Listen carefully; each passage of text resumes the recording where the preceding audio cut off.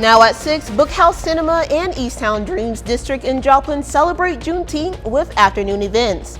Plus, lovers of reptiles gather at the Perry State Park in Missouri for a Hug a Herp event. And a local lavender patch kicks off the start of summer with a Lavender Fest in Fort Scott. The 4 states' most watched news starts now.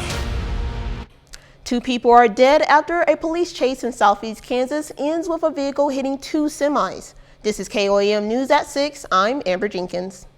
It happened on Highway 75 in Coffee County. Authorities say they were chasing 2 suspects in one vehicle on the highway. They say that the vehicle tried to pass a semi on the right shoulder, but when it tried to get back in the lane, it hit the semi. That caused it to go into the other lane, where it was hit by a second semi. Both suspects, Terrell Moore and Gail Wright, both of Omaha, Nebraska, were killed. The drivers of both semis were not seriously hurt. A judge has sentenced a Mount Vernon man for his involvement of a methamphetamine distribution. James Mangold pleaded guilty to the distribution of methamphetamine and possessing firearms in connection with a drug trafficking crime earlier this year. Authorities searched Mangold's residence and found firearms, including a pistol and a Kel-Tec pistol, as well as methamphetamine, marijuana, and drugs paraphernalia. Mangold will serve 16 years and 11 months in federal prison. Authorities in Pittsburgh arrested a suspect in a burglary of U.S. Cellular. Last Tuesday, police responded to an alarm at U.S. Cellular where they discovered a broken window and the electric meter removed from the business. The suspect was found in a home in Pittsburgh where the stolen items were also recovered. Authorities say that the suspect was arrested for felony burglary, felony theft, and misdemeanor of criminal damage. Meteorologist Chloe Aurora joins us. Yes, so tonight will be an eventful night in terms of storms. We already have some popping up far off to the west. So they're far away from the metro right now. So where it is right now, we'll see that about 3 to 4 hours or so. The metro's doing its work on its own, warming us up enough, supporting us well for those severe storms. We've got that southerly wind, so bringing in that moisture as well, hanging around in the upper 80s to lower 90s across the board. Here's a recap of where we could see the most prominent severe weather. A little further south, a level 3 out of 5 for severe weather. We also have a level 2 out of 5 for the majority of the metro. Now coming up in a bit, we're going to talk more about the timeline and further details of this storm system. That's all coming up here in just a bit. Bookhouse Cinema and Easttown Dreams District in Joplin celebrates Juneteenth, a day-long celebration featuring a variety of activities. The event features business vendors, a 5K run, free movies, and dance performances. It's a celebration of heritage, it's a celebration of freedom, it's a celebration for everybody to be included. Because July the 4th, while that's considered America's holiday, America's Freedom Day, and that's fine, I celebrate it too, love it. But we also need to make sure that everybody is included. The event continues into the weekend with its Sunday Soulful event. The Friends of Joplin Public Library is celebrating their first anniversary with a special event. The Friends of the Joplin Public Library is a nonprofit organization that offers membership to individuals, families, businesses, and other organizations, regardless of the cardholder status or city of residence. The celebration was held at the Joplin Public Library's community room. Friends of the Joplin Public Library as an organization is important because our library does so much for the community, and so we're here to help maintain that and even increase the reach of our library. The event showcased how the Friend Group has contributed to the funding of programs, new books, and equipment that benefit library patrons. The city of Lamar, Missouri is celebrating its 100th anniversary. The city today hosted a party in the city park. It featured plenty of fun activities, food trucks, and beverage gardens, and will end with a free concert by a group called the Mixtapes. Officials say the party is a great way to get the community out to celebrate the city's history. It's just a way to thank our community for all the support they've given the park over the last 100 years. It's great to see all of our community come together here and just be able to have a good time together, and most of it's free. The party will last until 9:30 tonight. Perry State Park in Missouri today held a Hug a Herp event to help the community learn more about reptiles and amphibians. Attendees were able to hold the reptiles while learning various facts and dispelling rumors and myths about them. Take-home crafts were available for everyone at the event.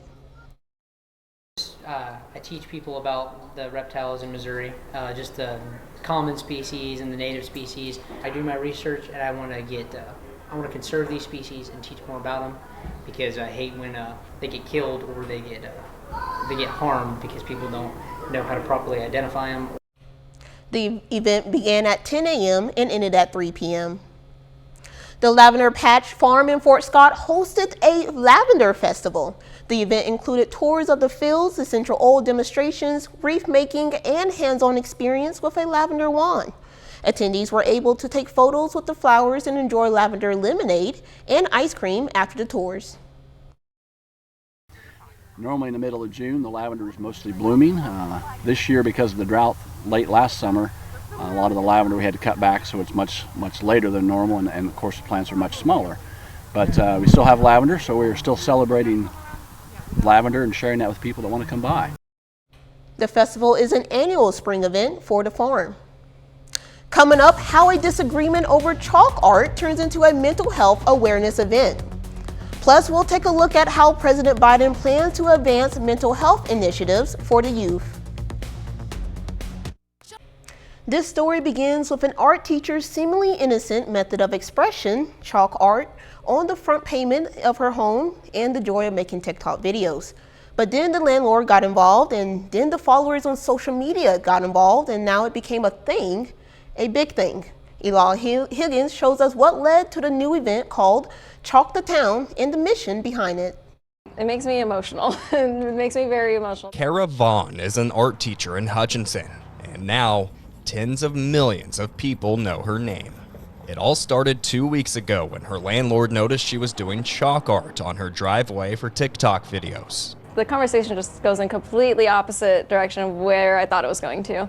And she started telling me that it was disrespectful and that I had to get rid of it. She says after some heated conversations, she agreed to wash it off and explained what was going on to her followers. But what blows me away is that she kept saying things like, Kara, we have conflict and you're disrespectful to me, and I know there are other places to rent, so if you don't like it here, you could just leave. The video blew up with almost 15 million views. And as if that wasn't crazy enough, it's what happened next that changed everything. You're doing it on the sidewalks? Yeah. In front? Yep. And the city says it's all right? Yep. Well, I don't know that I really am happy about that either. Are you just trying to test me? This video of her asking the landlord for a copy of the lease exploded with nearly 30 million views and counting. There was gaslighting, manipulation, a lot of really bad, disturbing things. But instead of being discouraged by the negative side, Vaughn says she saw the opportunity of a lifetime. We're going to make a positive of the situation. She's using her massive newfound following to start a Chalk the Town movement to spread awareness that not only is chalk art harmless, but for many is a big tool for mental health. You know, just hope to spread awareness about things like that, about, mental health and emotional abuse, and then also that it is a problem in a lot of areas where people are not actually allowed to use chalk outside. President Joe Biden is announcing new steps to advance mental health initiatives for young people impacted by gun violence. It is a part of the Safer Communities Act, which he signed into law last year. Already, the law has seen $286 million invested in expanding mental health coverage. Officials believe that it will lead to 14,000 more mental health professionals in schools. There has also been $1 billion awarded through grants that target high-need districts and $50 million for before and after-school programming. A little later, we'll take you to an Oklahoma farm that has been destroyed as an act of vandalism and meet the farmer that has been affected.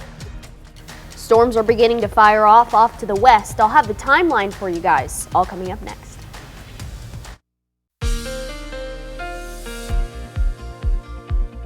Well, it turned out to be a hot and sunny day, but call that the calm before the storm before we see what we could potentially see in terms of storms later on tonight. Here's a look at our Indigo Sky Casino and Resort just west of Seneca, Missouri. Not a cloud in the sky from this look right here. Off to our west, our far west, so this is nowhere near the metro right now. We've got a line of storms beginning to develop, and I show you this because this is what we're going to see in the next 3 to 4 hours. It'll push off to the east, begin to develop. The strongest it will be is around central Oklahoma and south central Kansas, and then it'll lose a little bit of its gas by the time the sun goes down. We'll see that around 9 o'clock, but we'll still see the chance for some severe weather. We have a couple of isolated pop-up showers here and there, one around Monette as well as the one around Chanute, but nothing significant. Nothing is going to become anything significant out of this. Taking a look at 7th and Range Line, we've got a couple of cumulus clouds across the board. Temperatures warming up pretty swiftly into the upper 80s to lower 90s across the board. Pittsburgh 90 degrees, Fort Scott 89, Iola, you're sitting at 87 degrees right now. We're warming up from that southerly wind flow coming from the south. That's bringing us some moisture that'll help us set us up pretty well for the chance for severe weather. Now, we're under a level 2 out of 5 for the majority of our counties, and a little further south, a level 3 out of 5. Now, the potential threat with this, anywhere from 9 p.m. to 3 a.m. is the strongest chance for severe weather, the main threats being hail and wind. We could see an isolated spin up or a bit of rotation in terms of tornadoes here and there, but that will mainly be more prominent off to our west. So we won't see that chance as much as large hail, heavy winds, and even the chance for heavy rain. Localized rain is a possibility with this. Let's take a look at this. We'll start to see those storms begin to enter into the picture around 9 o'clock. Now, the biggest area, the time frame for the most severe weather, anywhere from 9 o'clock to midnight at this point. So you can see in the metro, a lot of severe storms. Strong to severe storms around 11:30 p.m. We'll see a break before we see another chance for severe weather. This will be a little bit less of a chance, but we'll see some more widespread rain along with this. We'll get a break before we see some scattered showers and storms, mainly very isolated for your Father's Day afternoon. The evening will end up drying out pretty nicely after a while, and then Monday we'll start to see that begin to change as well. Here is continuing a look at our precipitation. We'll start to see a chance for precipitation mainly further down south. Up north, not as prominent. Here's a look at your 7-day forecast. Pretty boring after today and tomorrow, honestly. Just that chance for severe weather. We'll have some sunny skies, pretty much an isolated chance for rain on Wednesday. But aside from that, hot and sunny after this storm system, pretty much. Wow, I sure do miss the days where it was just 70 all week. Right, like the lows right here? Yes. Only those could be the highs. I would like the lows to be the highs, but the highs are looking at that 94, 97. It's a little scary. Creeping up on triple digits. I know you're going to keep us updated. Thank you. And don't forget, you can be the first to know about today's weather with the KOAM Skywatch weather app. Get severe weather updates sent straight to your phone, free of charge. It's available in the Apple App Store and the Google Play Store, the KOAM Skywatch weather app. A farmer in Oklahoma says 2 acres of his crops were destroyed in an act of vandalism. Reporter David Chasanoff spoke with the farmer and has more. My spirits are crushed. Razicki says most of his farm looks like it's been under a chemical attack. Devastated right now because everything that I've worked for the last several months, 16 to 20 hour days, everything, I've given up everything, all my freedoms for this farm should be upright like this, and you're seeing the top, these leaves, but they've all just laid over. All of his sacrifices vanished overnight after Razicki says someone sprayed something over his crops. Messing with me is one thing, messing with my customers who happen to be my friends, I take it very personally, and it's more than wrong. It's disgraceful. His farm feeds more than 100 families every week, but now just about every crop on his property is curled up and dying, if not already dead. I feel like I could have lost the trust in all my customers for the future. So, whether or not I can salvage this season or not, I'm just not certain that my position as a farmer and in my career choice is going to be in question at this point. Razicki says what happened could cost him anywhere from $80,000 to $100,000 of business. As far as giving up, I'll never give up. We're just going to do with the farm what we can right now at this point and try to make it better from this point on. Still ahead, the College World Series is underway in Omaha this weekend. And a familiar Big 12 basketball coach was arrested for a DUI on Friday night. We have the details coming up in sports.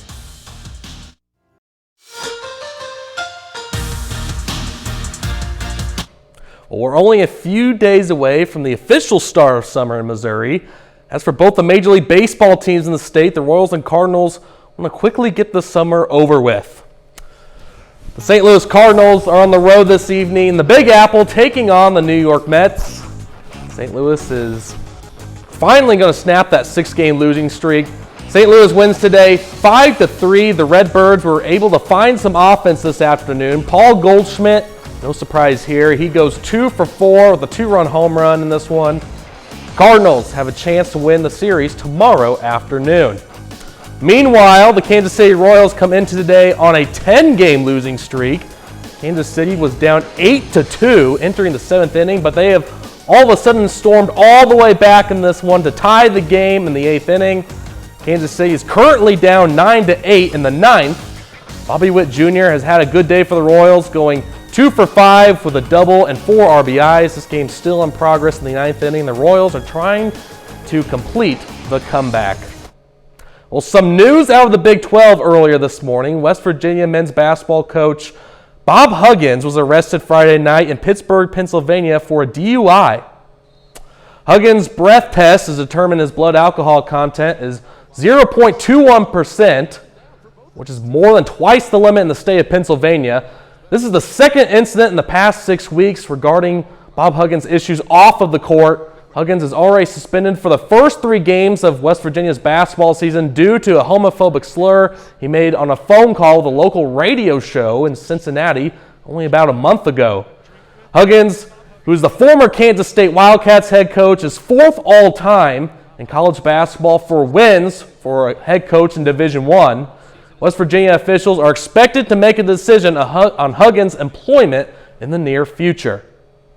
Well, the College World Series is opening up in Omaha this weekend. There's plenty of good talent to watch and some good matchups coming into Saturday. Wake Forest is kicking things off against Stanford in the first game today in Omaha. The Demon Deacons make their first trip to the College World Series since 1955. Wake Forest makes the most of it in their opening round, defeating Stanford 3-2. Stanford has now lost the opening round game 3 straight years in a row in Omaha. Then in the nightcap tonight, the LSU Tigers are taking on the Tennessee Volunteers. This game is slightly delayed due to lightning in the Omaha area from the first game earlier today. This one's just now getting underway, but we'll have a score update for you tonight at 10.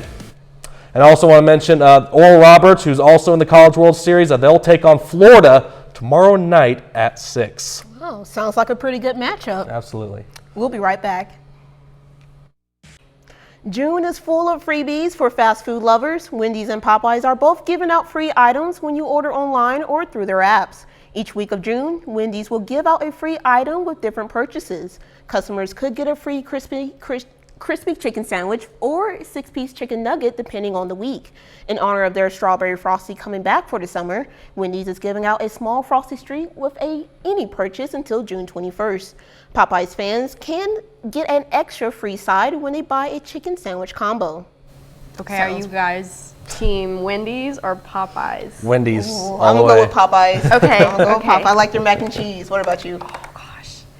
I don't know. I kind of like the square patties. Okay, you can go wrong with that. But their chicken sandwich is also really good too. I kind of like it. What's going on with weather? Yes, well, tonight, stay glued to your phone, stay glued to the TV. We could see a chance for severe weather pretty much after 9 o'clock. So it will be a late event, unfortunately, but nothing but sunshine ahead of us. Alrighty, sounds good. What's going on in sports? Well, speaking of the weather, I will see the Joplin Outlaws are able to get their game in tonight. They start at 7 o'clock against a non-Mink League opponent, Military Night at Joe Becker Stadium. Nice, that sounds wonderful. Well, that's our time for now. Thank you for making us a part of your night.